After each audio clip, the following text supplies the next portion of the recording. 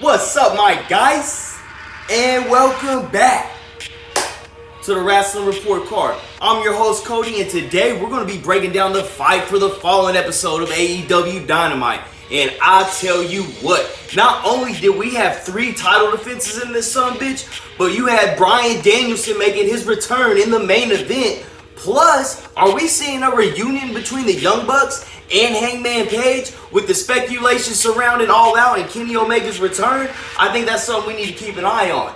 But hey, as y'all can tell, we got a lot to cover today. So without further ado, buckle up your seatbelts and let's get to greatest. So again, we got not 1, not 2, but 3 titles on the line tonight. And we ain't gotta wait long to kick it off, as we got Jon Moxley opening us up by defending his AEW Heavyweight Championship against the challenger Rush. And I tell you what, this was a great physical match to start us off with tonight. And even though we all knew in the back of our minds that Moxley was probably gonna win this, they did a great job by making you think that Rush, that he could pull off the damn thing.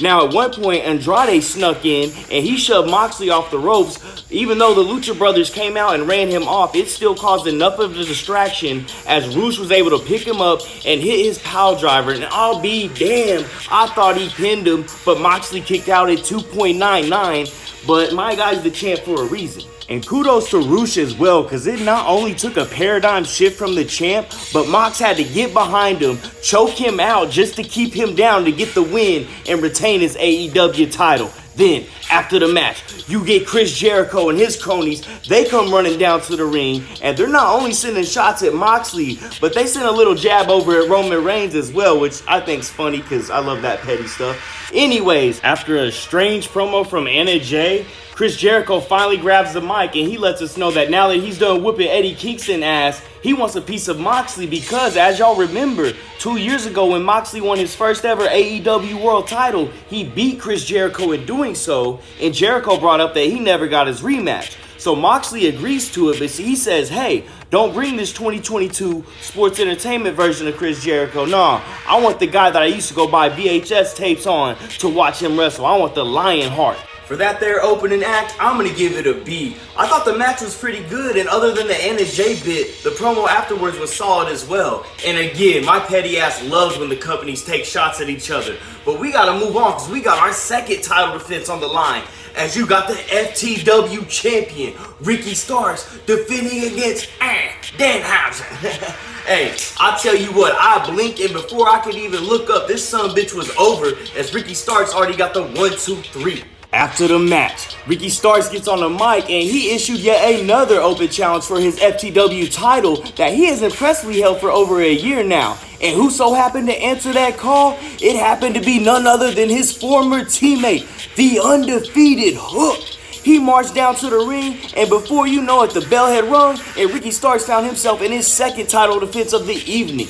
Ricky Starks goes for the finish early on as he tries to hit his Rochambeau, but Hook, being the handsome devil that he is, he countered it. He had Ricky Starks tapping out, and lo and behold, he wins his first title in AEW. As the new champ walked off with his brand new title, after the match, Ricky Starks gets back on the mic and gives us a heartfelt promo and even had the crowd behind him when out of nowhere, his longtime teammate and brother, Powerhouse Hobbs, betrayed him as he laid him out in the middle of the ring. My guy, Ricky, you need some new friends. I'm also going to slap a B on that. I mean, Hook getting the title alone deserves an A+ in my book. He is going to be a star. I mean, just listen to that crowd when his music hit. And even though Ricky Starks lost tonight, I believe he's on that same path to being a star as well.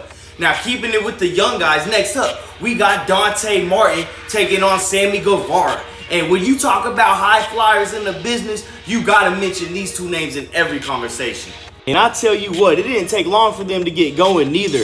After Dante got the better of him early on, Sammy attempted to leave with his girl Ty Conti, but Dante Martin chased him down, sending him to the floor. He then dove off of the ramp, crashing down onto poor Sammy. I tell you what, after the break, Sammy finally gets back into it with a jumping knee. He goes for his GTH finisher, but Martin was able to counter it and then hit him with a beautiful Spanish fly. Martin then climbs the ropes, setting up his moonsault, but a distraction from Miss Conti caused Martin to miss, which Sammy capitalized as he hit a springboard cutter, and he wasted no time following that up immediately with his GTS, and yes, he got the 1, 2, 3. I'm going to go with a B- there. Again, another solid match. Even though a lot of it did take place during the commercial break, it was still a great match nonetheless. Now, after the match, we had Eddie Kingston and crew run down to make the save. And I don't know, maybe it's just me, but the amount of run-ins between the two teams that were involved in Blood and Guts have been way overdone recently. Like, that was the second time tonight. But hey, I digress. Because next up, we finally hear from Jungle Boy, who has been going through weeks and weeks of verbal abuse from his former mentor, Christian. I mean, my guy has been disrespectful with it. So Jungle Boy comes down to the ring, and he finally has his dog, Luchasaurus, back on his side, which I low-key think he's still working with Christian. But anyways, we got Tony Schiavone in the ring. Jungle Boy grabs a mic, and my guy does not hold back. He not only opens up by calling Christian up, but he also calls him out for being broke and says he's broke because his wife divorced his ass, which she really did in real life. I mean, sheesh. Before he could continue on with the disrespect, however, Christian cuts him off and basically said, long story short, I'm going to put the kid in the body bag. And Luchasaurus, you can get you one too for getting involved. For that segment, I'm going to go with a B. I gotta say, I'm very impressed with Jungle Boy's mic skills tonight. I feel like that's one of his heaviest critiqued areas, and it's safe to say he shut up a lot of doubters. Hey, next up, we got a handicap match. As you got whose house? Swerve's house. You got my guy Swerve Strickland. He's taking on Tony Nese and his attorney, not so smart Mark Sterling. Before we dive into that, we find out it's none other than Hangman Adam Page's birthday. And as he's backstage, he ironically runs into his former best friends, his former teammates, the Young Bucks, who surprisingly actually wished him a happy birthday. They then go on to look like they were going to apologize for, I don't know, maybe stabbing their best friend in the back while he got his only title opportunity. But before they could do that, in comes the Dark Order, and they're partying it up with the Hanger. So with all the speculation circulating Kenny Omega moving forward, I just think that's something we need to keep our eye on. With his teammate Keith Lee banned from ringside and no Kevin Gates here to knock Tony Nese out like he did last week, Swerve really found himself alone in this handicap match. Tony Nese was finally able to get his hands on his self-made nemesis Swerve as he got the early upper hand. That was until Swerve took a page from Kevin Gates' book as he laid Nese out with a right hand of his own.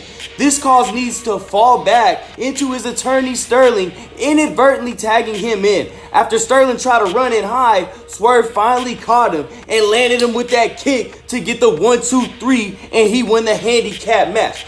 But before he could celebrate, Swerve looks up onto the Tron to see Keith Lee getting laid out, and as he was distracted, Tony Nese ended up doing the same thing to him. I'm going to slap a C on that. This was a good match, but once again, a lot of the action took place during the commercial breaks. However, this was a great win for Swerve, and I'm really excited to see the run that he and Keith Lee go on with those AEW Tag Team titles. Speaking of titles, now we got our third title match of the night. As you got the AEW Women's Champ, my girl, my dog, Thunder Rosa. She's defending against the Japanese icon, Yamashita, who earned this opportunity as she upset the champ just 3 weeks prior in a non-title match in TJPW over in Tokyo.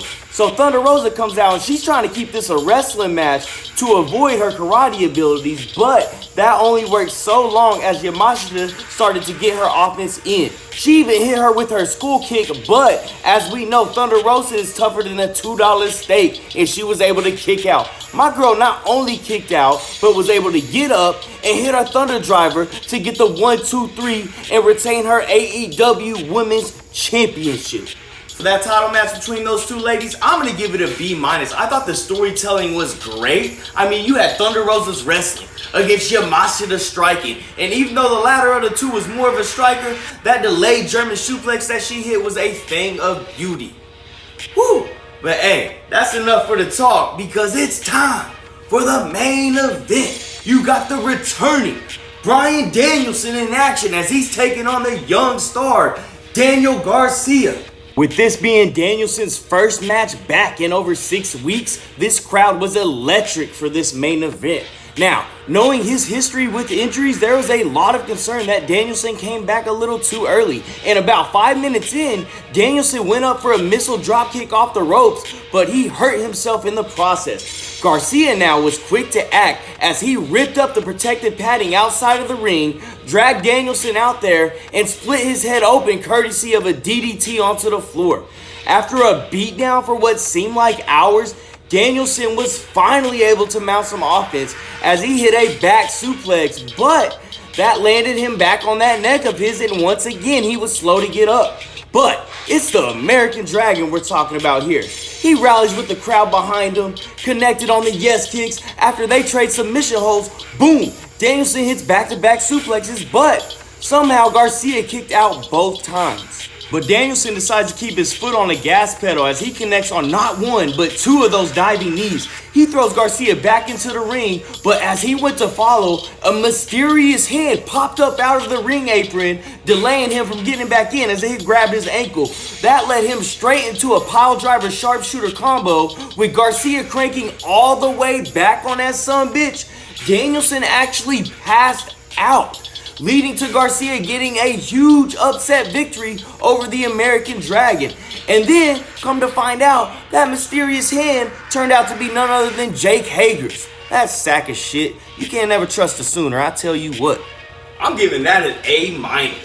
Great match, and what a win for the young and upcoming Danny Garcia. He is a stud, and mark my words, he's going to be a star one of these days, and that may have been the match that's just going to light that fire under him. Woo! I done told y'all, that was a crazy episode. But y'all know how the drill goes. We got all the grades in. Now let's take a look at the report card. After tallying everything up, we came out with a final letter grade of a B-. That's right, an 83%. Hey, I want to give another shout out to my guy Bobby on the beats for giving me all these beats I got playing in the videos. And I also want to give a shout out to my viewers, man. I really appreciate you guys that do watch me. That really means a lot to me, man. If you haven't already, please hit me with a subscription. That would be dope. But hey, other than that, I want all you guys to stay safe, get ready for SummerSlam and All Out coming up, and have a nice day.